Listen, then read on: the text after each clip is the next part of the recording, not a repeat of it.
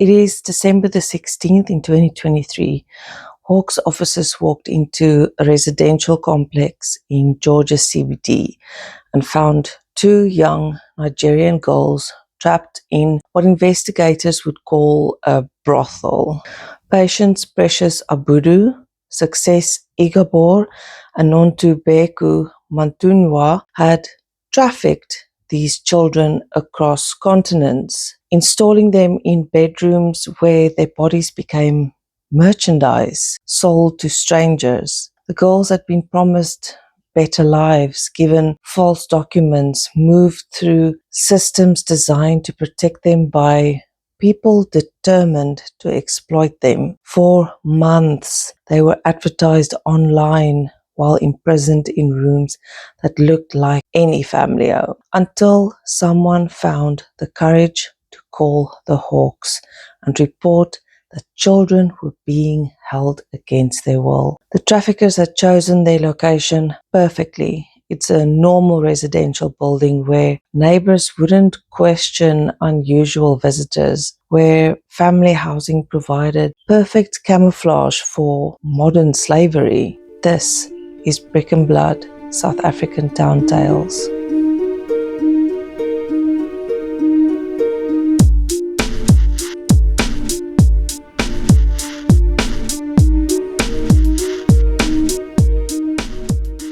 George spreads across the garden route like a promise of peace. There's mountain views and ocean breezes, retirement villages and family homes, a place where people come to escape the chaos of the bigger cities. There's tree-lined streets that stretch between the Outeniqua Mountains and the Indian Ocean, carrying the dreams of those seeking sanctuary. On December the 13th, 2023, the tip reached the Hawks Economic Protected Resources Unit through channels law enforcement never fully reveals. Someone, somewhere, knew that something terrible was happening in a residential complex in Georgia CBD. Someone found the courage to make a call that would change two young lives.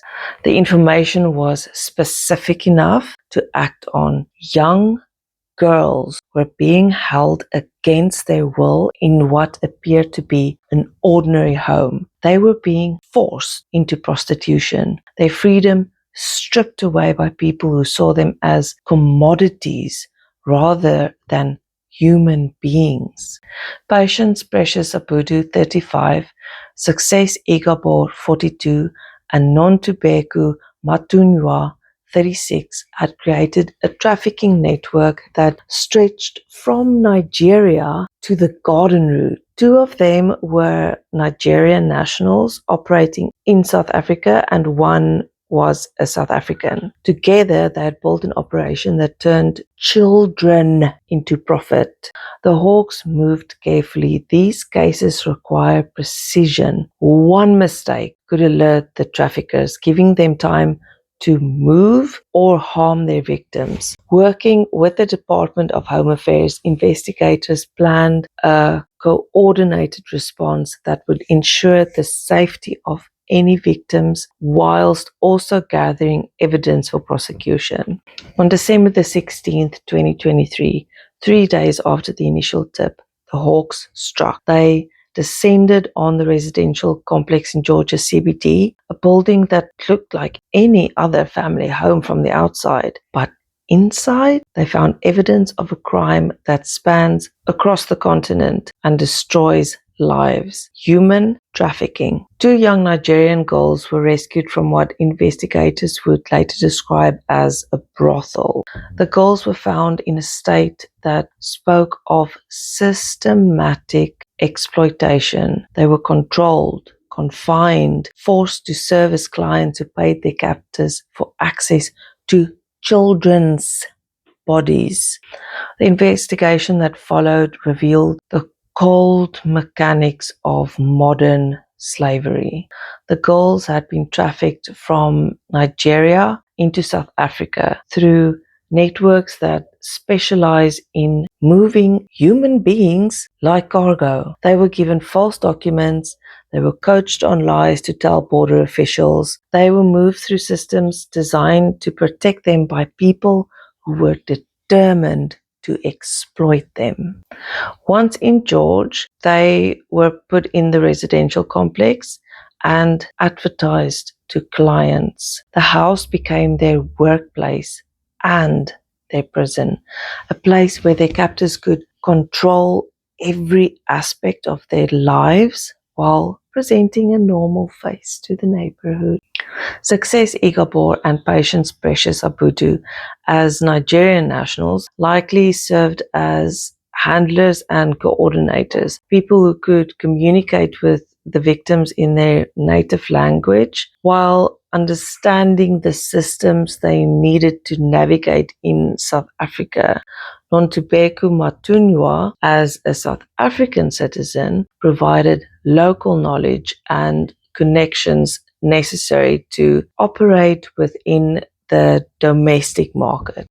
The evidence collected from the house told the story of systematic exploitation. There were client lists, financial records, communication devices used to coordinate services. Every piece of evidence represented another violation of the girls' human dignity, another day of their childhood stolen by adults who had reduced them to revenue streams. The investigation expanded beyond George as Hawks teams traced the network's broader operation.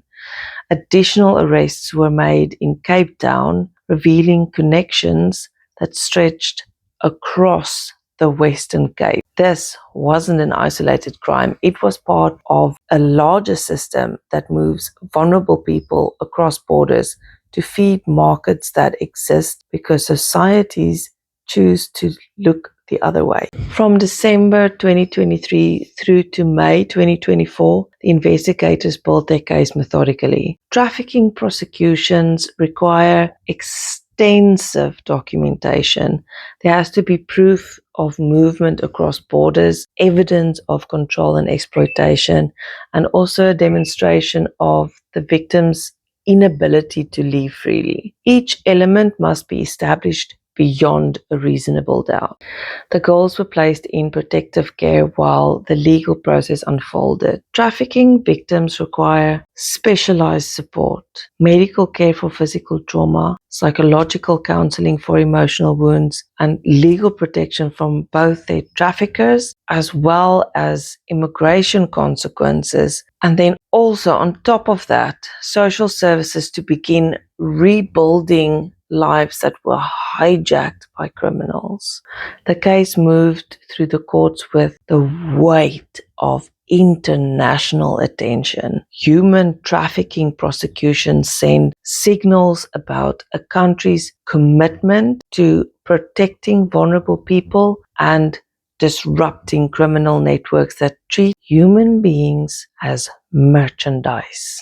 September the 8th, 2024, the Plettenberg Bay Regional Court delivered justice nearly 9 months after the initial rescue. All 3 defendants were convicted on multiple charges: living off the proceeds of prostitution, running a brothel, and various immigration violations.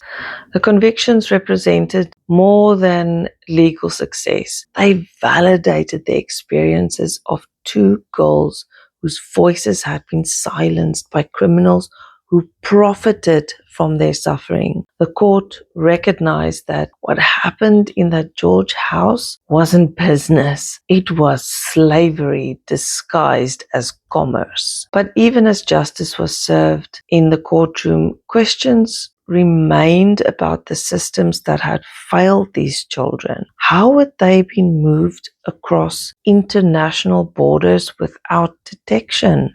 How had a trafficking operation established itself in a residential area without neighbors noticing? How many other victims remain trapped in similar situations across South Africa? For the 2 girls at the center of this case, the convictions marked not An ending, but a beginning. The start of what will likely be years of recovery from trauma that no child should experience in a country that wasn't their home, speaking languages they may not fully understand, trying to rebuild lives that were stolen before they truly even began. The George trafficking case exposes how ordinary domestic spaces can be transformed into instruments of exploitation. The residential complex where two girls were held captive wasn't designed for crime. It was planned as family housing with bedrooms for children and common areas for everyday life. But traffickers understood how to pervert domestic architecture for criminal purposes. Residential complexes in CBD areas offer traffickers specific advantages. Legitimate rental agreements that provide legal cover, proximity to commercial districts where clients can access services, integration with normal neighborhood life that helps operations blend into community routines. The same features that make these spaces attractive to families also make them useful to criminals. The house's layout likely facilitated control over the victims. Bedrooms that should have provided children with private spaces for rest and play became sites of commercial sexual exploitation. Common areas designed for family interactions became staging areas for managing clients and coordinating criminal operations. Privacy features that protect legitimate family life, soundproofing, security systems, controlled access, can be weaponized by traffickers to isolate victims and prevent detection. The girls trapped in that George house were surrounded by neighbors who had no idea that children were being systematically abused just meters from their own houses. The location itself was strategically chosen. George's position on the garden route attracts tourists and business travelers who might seek illicit services while away from their home communities. The town's reputation as a peaceful retirement destination provides cover for criminal operations that depend on not attracting law enforcement attention. Commercial advertising for trafficking victims increasingly occurs online, allowing operations to remain physically hidden while maintaining digital visibility to potential clients.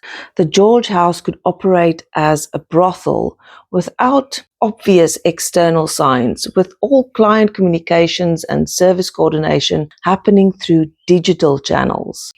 This architectural camouflage is central to how modern trafficking operates. Unlike historical slavery, which was often visible and legally sanctioned, contemporary human trafficking depends on hiding in plain sight within ordinary communities and familiar buildings. The challenge for communities lies in recognizing when normal spaces are being used for abnormal purposes. Signs of trafficking can be subtle: excessive security for residential buildings, unusual patterns of visitors, residents who seem controlled or fearful, properties where occupants are never seen engaging in normal community activities. But identification requires communities willing to look critically at what's happening around them and law enforcement systems capable of responding effectively when concerns are raised. The George case succeeded because someone noticed something was wrong and had the courage to report it to authorities who took the concern seriously. When we talk about human trafficking statistics within South Africa, or even when we reference the global trade in human beings, when we discuss the vulnerability of migrant children, we are talking about people like the two girls rescued from that George house. They were children whose childhoods were stolen, whose voices were silenced, whose bodies were turned into profit by adults who should have protected them. Their stories matter because they expose how trafficking operates not in shadowy underworlds, but in ordinary neighborhoods, behind familiar facades, within systems that exist to serve legitimate needs. The residential complex where they were held wasn't a criminal compound, it was family housing that was perverted by criminals who understood how to exploit domestic architecture.